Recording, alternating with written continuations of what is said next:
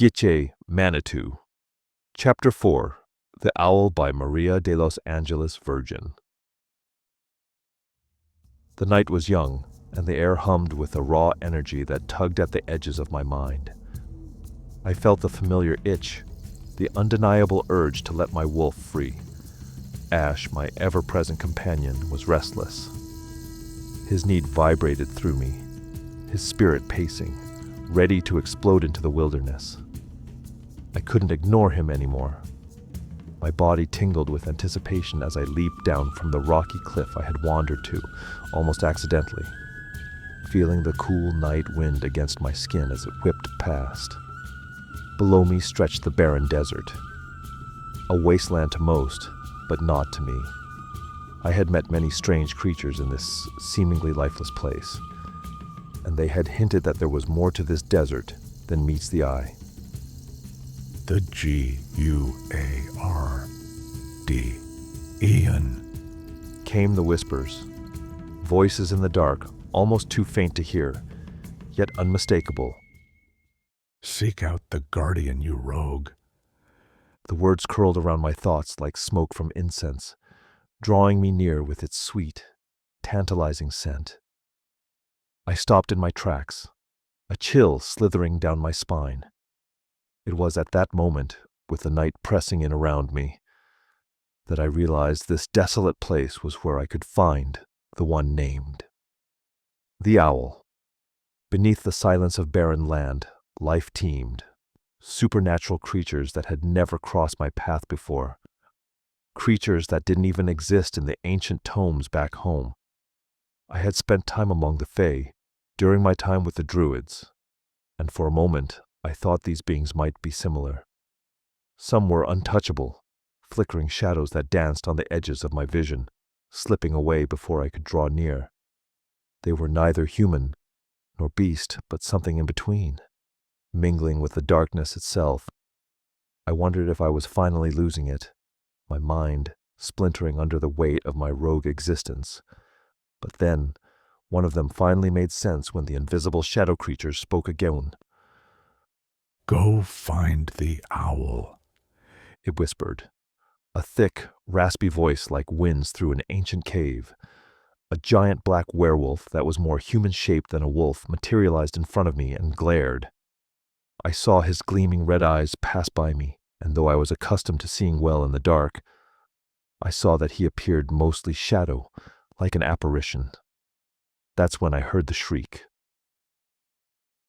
I looked up and over the darkened sky. A bright white, gigantic owl graced the sky above me, silently and serenely.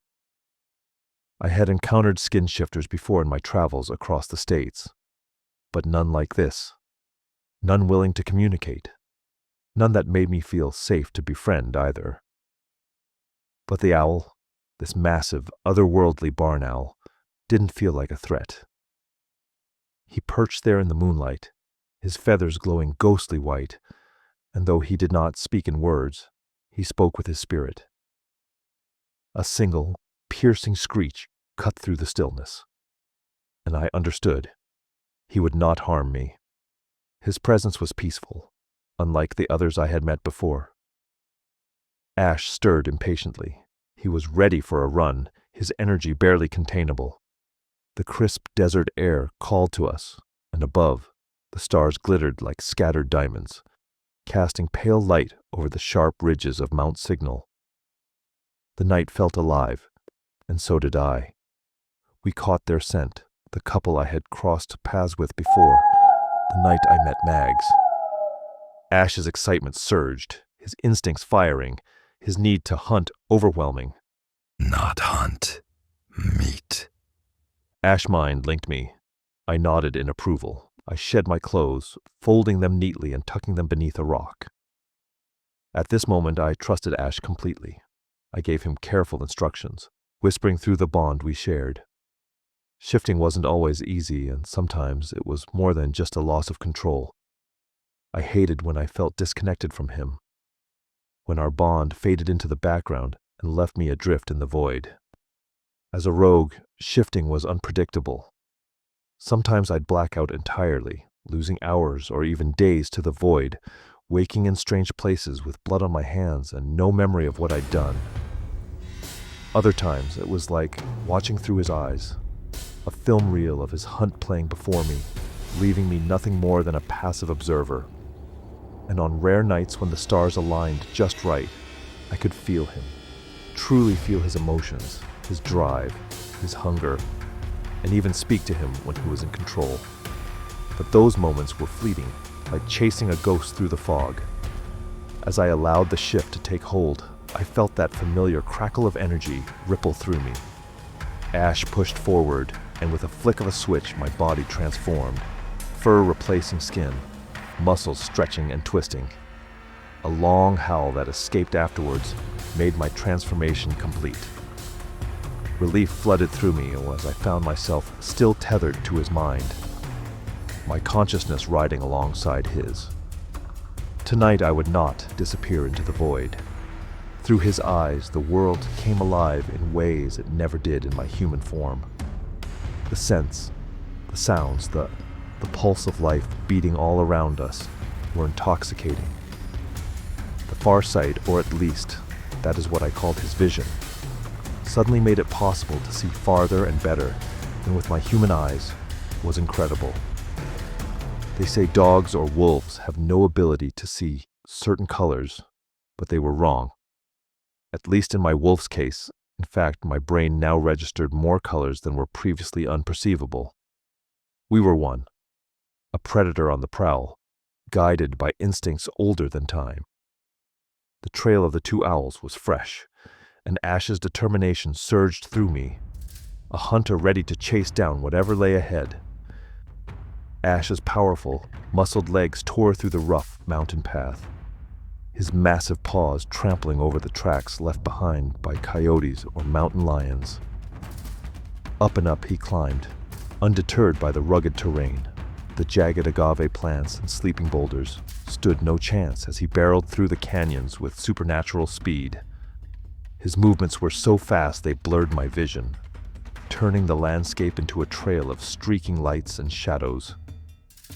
The stronger the scent of the owls became, the more Ash accelerated, his singular focus on finding them overriding his primal urge to hunt the rabbits and hares that darted in the corners of our shared vision.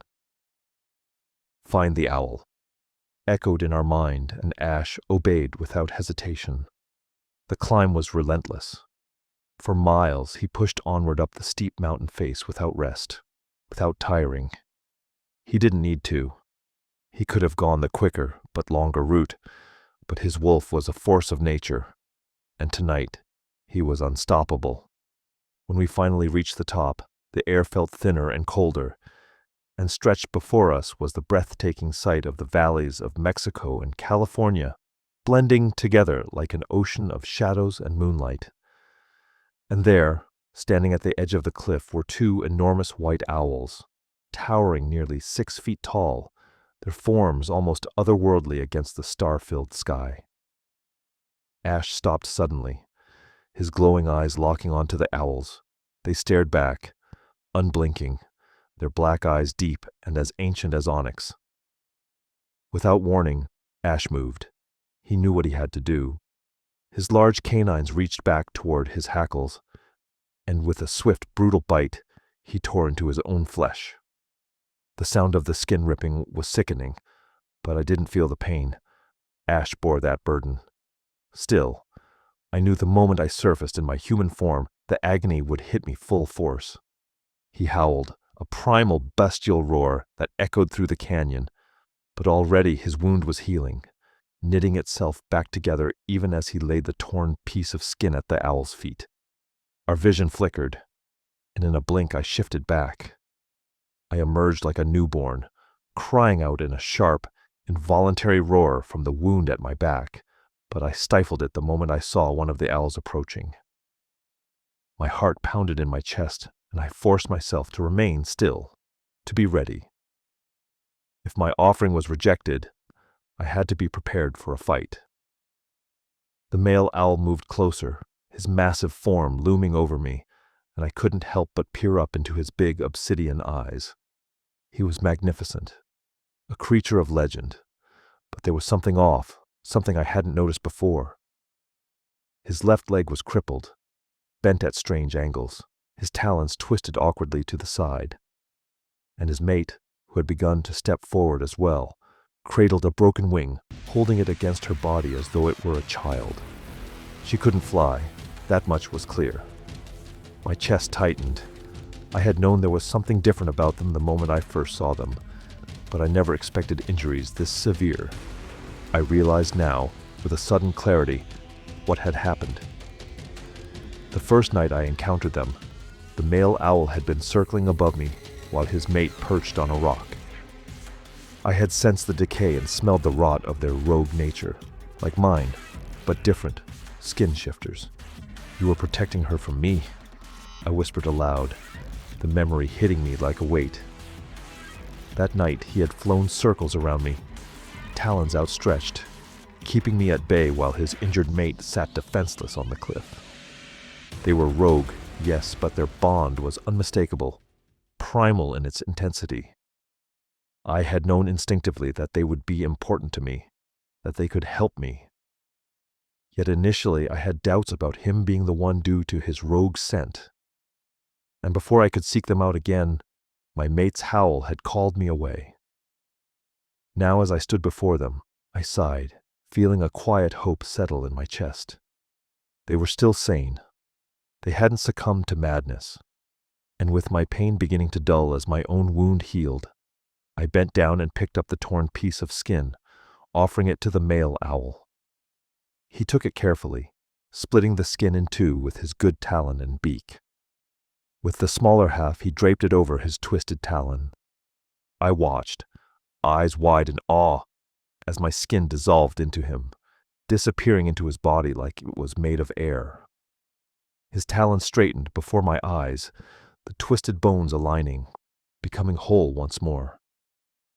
He turned to his mate and tossed the remaining half of the skin over her broken wing.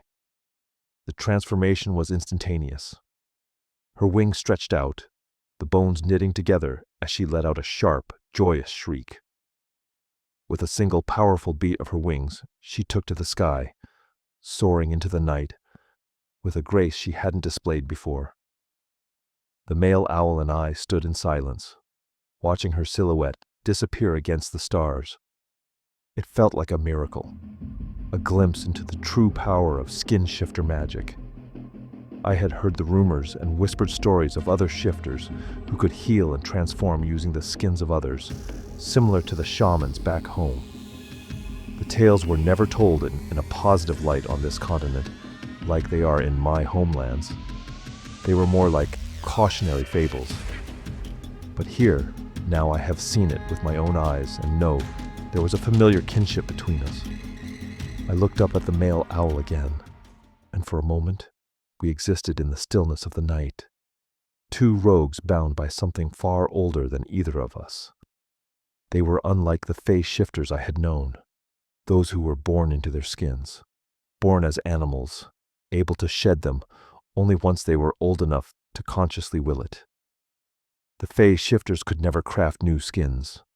If they lost theirs, they were condemned to a life of permanent humanity, a fate worse than death for some. But the skin shifters from this continent, they were different. Again, they reminded me more of the shamans allied with my pack, yet there was something wild about them, something untamed. Unlike the shamans, who worked closely with the werewolves of my homeland, these beings were roguelike, half-mad from isolation. They didn't belong to packs, nor did they seek alliances with any creature, or at least, none of the ones I'd met. They lived on the fringes of sanity, and when they crossed the line and attacked, I, or supernatural hunters, ended them without hesitation. But those who kept their madness at bay, those who didn't lunge at me with teeth bared, I let them be. They did the same. Most allowed me to pass through their territories with barely a growl. It was only the truly lost ones, the ones driven by pure, savage instinct, that dared challenge me. Rogues carried the scent of rot, like something decaying from within. It was how I always knew when one was near. They were dangerous, not just to others, but to themselves. Ash's nose never scented fear from the more lucid ones, though. No, it was something else. A deep, primal recognition. It wasn't fear that kept them from attacking me. It was respect. From one predator to another, they knew I was not prey. And that was all it took for them to leave me alone. These owls. There was that same scent of decay, that rogue pungency. But it was faint, and even now the scent was fading. They didn't seem lost, not like the others. They were calm and collected, as if they had fought the madness and, like me, had won. I'd encountered many skin shifters in my time. Coyotes, wolves, or bears mostly, and an occasional wolf. I had even seen deer and mountain lions, but never before had I seen an owl. And now, here in this desert, I was face to face with two of them. The air felt thick, too quiet, so I decided to speak. But could they understand me? I wasn't sure. Still, I spoke in English, the language of this wild country that I had picked up. I had no idea it would work. I said, my voice filled with astonishment, as I gazed up at the female owl now soaring above us. I assumed, but never in my wildest dreams did I think. I paused. Movement caught the corner of my eye, interrupting my thoughts. The male owl, the one who had stayed on the ground, was changing. His wings shortened, his talons retracted, and his face morphed until, before me, stood a man. Surprisingly, he wasn't naked like I was, but his clothes were ragged, worn leathers, and around his neck hung bone jewelry, though time and the elements had eroded most of its detail. His face was striking, ancient and androgynous, reminding me of the people from my homeland.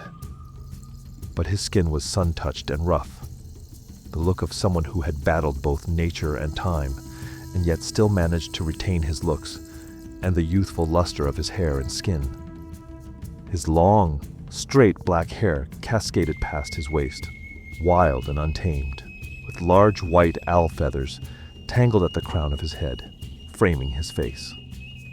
His mate descended from the sky then, shifting mid-flight, her wings becoming arms and her feet turning back into legs. She landed gracefully beside him, dressed similarly in leathers and worn hides. A single large owl feather was tied to her head with a thin string of leather, and a pouch hung around her neck. Her hide top was old, yellowed with age, missing a sleeve and barely covering her chest, but she stood confidently, unbothered. There was no shame in her stance, only strength.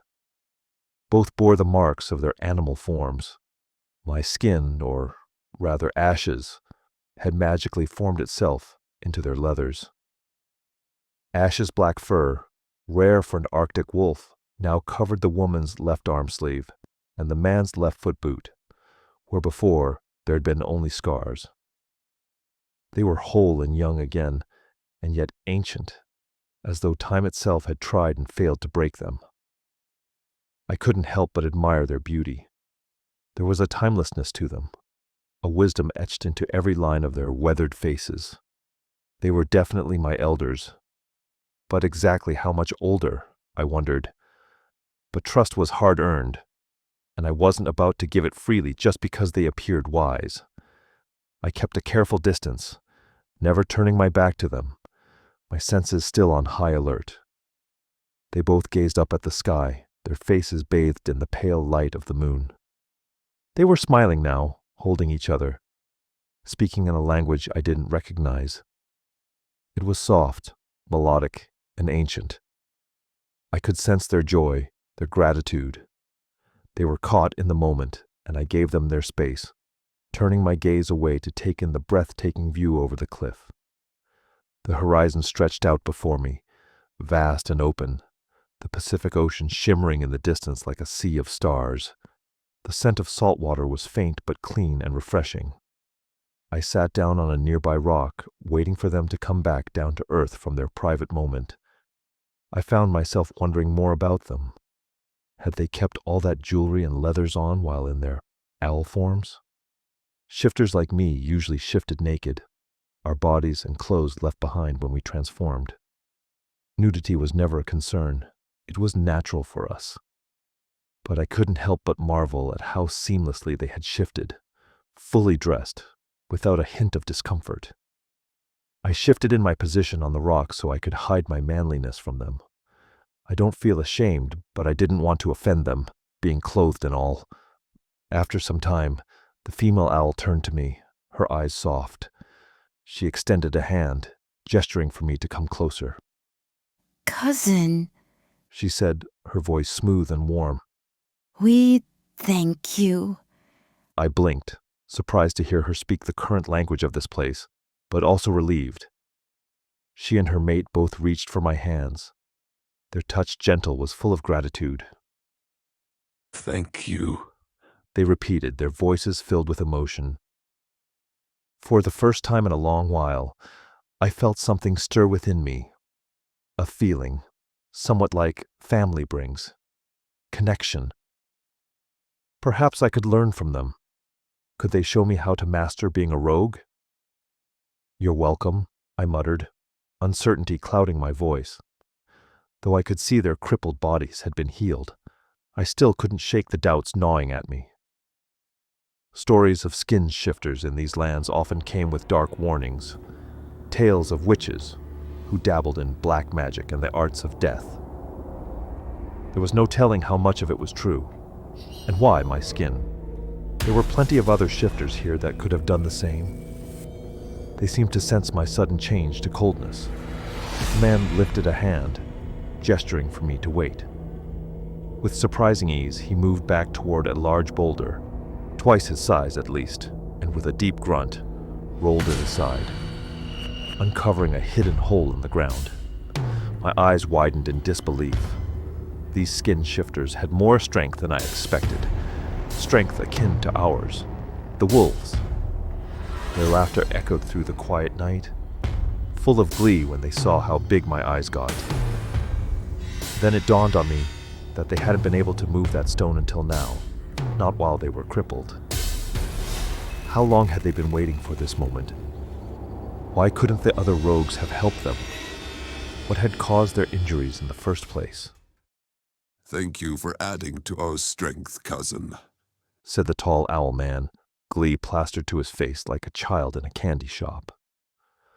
"Ash," I called out mentally, feeling the faint pulse of his presence in the back of my mind. "You can trust these ones," Ash replied calmly. "It was my skin that gave them strength like us. We are royalty and alpha blood, remember that. Many others before us have probably tried and failed. They never had the strength to shift back into their human forms for a long, long time." "I see," I said out loud, forgetting that I was not alone. "Why?" I asked Ash. "Fire," was all Ash would say. The male owl paid my words no mind and motioned for me to follow him into the hole that the large boulder had kept hidden. Peering below, I could see a makeshift ladder of tree branches and leather straps leading us down into the earth. I peered into the darkness, but remained where I stood, still unsure if I wanted to follow. It was pitch black down there, but the air smelled of herbs, tobacco, and something ancient. There was nothing rancid or foul about the scent, just rich, preserved aromas, as though the boulder had sealed everything inside like a time capsule. For a moment, a strange sense of déjà vu came flooding over me. I felt Ash running in circles in my mind, his howls reverberating deep within my soul, unsettling me. "Ash," I called again, unsettled by the intensity of his emotions. "I'm just excited," he said, his voice bright with anticipation. "Don't mind me." There was something else, though. Something lingering at the edge of my senses. A new scent. I could smell blood, but I couldn't tell whether it was coming from inside the hole or outside. The woman owl descended the ladder first, her movements fluid and calm, followed by her mate. He glanced back at me and made a come here motion with his hand. "Come," he said, his voice gentle and without malice. We have much to talk about. I lifted up a brow. Hey, you were the one who searched me out, remember? He answered. The déjà vu surged again, stronger this time. But then it vanished as quickly as it had come, leaving me no choice but to push it aside. Was it true? Was he the one? I took a deep breath and followed them down. As soon as my feet touched the ground, my eyes began to adjust to the darkness. The air was cooler here, a welcome relief from the dry heat outside. The floor beneath my feet was solid rock, and were the walls. The echoes of my footsteps bounced off walls, giving me the sense that the room was vast, much larger than I had anticipated. The coolness wrapped around me like a soothing balm, and Ash practically purred in my mind at the comfort of it. The man's voice broke the silence, laughter bubbling from his throat. Finally, He said, the word filled with relief, like a weight had been lifted from his shoulders. the mountain has opened up to us again. He chuckled to himself, his voice echoing through the cavern, as though we stood in a grand hall. The sheer joy in his tone made the room feel alive, and I realized how long he must have waited for this moment. But what exactly is down here causing him so much giddiness? Something soft was placed in my hands by the owl woman. Clothing. I looked down and saw that it was a loincloth made of buffalo skins, simple but clean, despite how long they must have been stored down here. I dressed quickly, slipping on the loincloth, and a sleeveless chest piece laced with a thin leather strap covered my top. The skins were a blank canvas, devoid of any markings or embellishments. They were meant to be worn, without identity, is what I gathered. The woman sparked a flint, and suddenly, the entire room was illuminated. I flinched, instinctively guarding my eyes from the sudden brightness. When I could finally take it in, my breath was caught in my throat. The room was immense, far larger than any human construction could have been. It was round, with 4 enormous square pillars, thick and ancient, standing like petrified trees in the center. Each pillar supported the weight of the structure, and between them was a fire pit, carved into the rock itself, with an indentation that created a step where one could sit around the flames. The walls were adorned with bones, hides, feathers, and the remains of ancient life. This place felt old, older than any structure I'd ever seen. "Wow," I whispered, my voice barely more than a breath, but the room's acoustics carried it far, making it sound louder than I intended. The man left up the opening for a brief moment and returned shortly with a large caribou buck. Its antlers scraped the sides of the entrance as he lowered the massive animal into the room. I stared in awe. How had he brought such a creature here? This was the desert. There were no caribou in this wasteland. The buck was still alive, bleeding from its neck, a large bite wound visible. It didn't struggle, though. It seemed dazed, lost in shock. He laid it gently near the fire between 2 of the pillars. "Where did that buck come from?" I asked, bewildered. "There are no bucks like that in this desert." The woman smiled, her hand resting on my shoulder in a gesture of comfort. You will soon see, She said softly. She lifted my arm and I gasped when I saw the dried blood on my skin, the same blood that was flowing from the wounded animal. I blinked in confusion, then tasted the familiar metallic tang on my lips. The truth hit me like a blow. I brought that buck here. No, Ash did. But how? When did it happen? Ah, the déjà vu. The missing piece of time, that's when. The male owl sat down, facing the fire in the direction of the north. His mate took her place across from him, facing south. He motioned for me to sit to his left, facing east, toward my homeland. The buck lay still between us, its head angled west. As my eyes adjusted further, I noticed more details. Bones lining the walls, feathers woven into intricate headdresses, and hand-woven baskets filled with dried herbs, sage, tobacco, mint, and even fungi. Everything had been preserved by the stone walls, the airtight seal of the boulder, keeping it all untouched by time. This wasn't just a cave. This was a kiva, a place of sacred power. I had seen a few of these earth dwellings when passing through other native lands during ceremony time, but this one was different, larger and embedded into the mountain. The man had quickly changed into fresher, but equally ancient hides, pulling them from a wooden stand against the wall. His old, tattered skins were tossed into the fire without a second thought. Except for the pieces of Ash's black fur he had retained. Those skins he kept. He carefully placed the fur under a large barn owl headdress, reverent as he handled the gift. I realized then that the rotting smell hadn't come from them, but from the old matted skins that had barely held them together. Now, freed from the decay, their true scents filled the room. The woman smelled of vanilla and sweet maize, a warm, comforting scent. The man carried the smell of marigolds with a sharp, metallic undertone that was almost like zinc. That's about right, Ash remarked in my head, a note of satisfaction in his voice. What had ravaged their skins so deeply that they couldn't shift back to humans? I wondered, staring at them. They had been trapped in their owl forms for so long, and yet they had managed to hold on to so much of their humanity. I had to admit, I did not know much about these kinds of skin shifters. The male owl looked magnificent in his full native regalia, each piece of his attire a testament to tradition.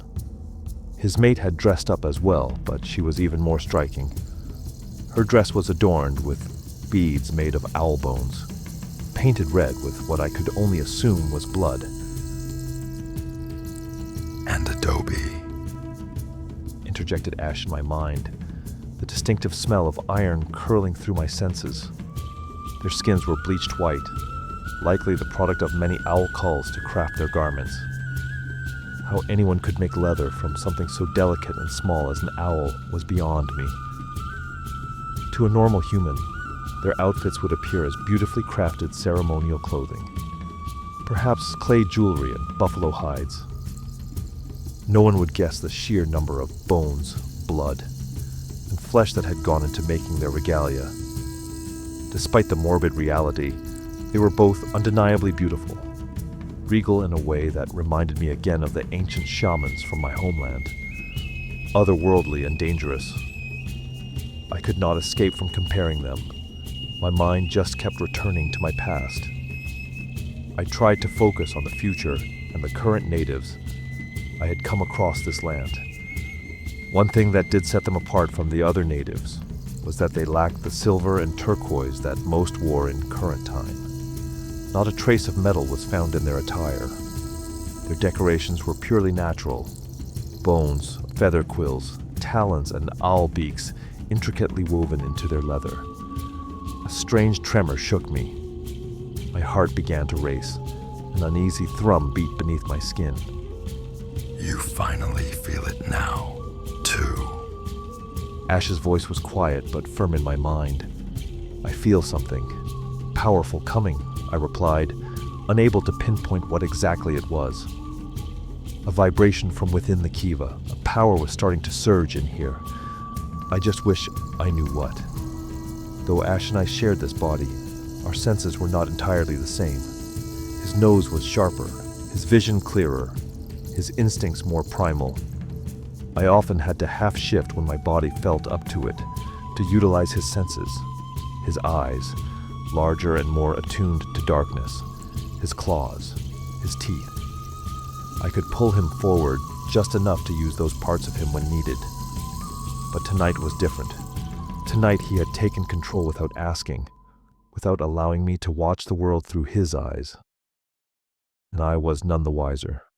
Perhaps, I thought to myself, I was losing my senses and becoming a true rogue. Or perhaps it was out of necessity. He senses something I can't even begin to grasp. But now I too felt something. Something or someone was near. I could not put a name to it. I always trusted Ash's instincts, even when I couldn't fully understand them. But even he was quiet during this time. We begin now, Andre. It is time. Follow and help me bring more content to you.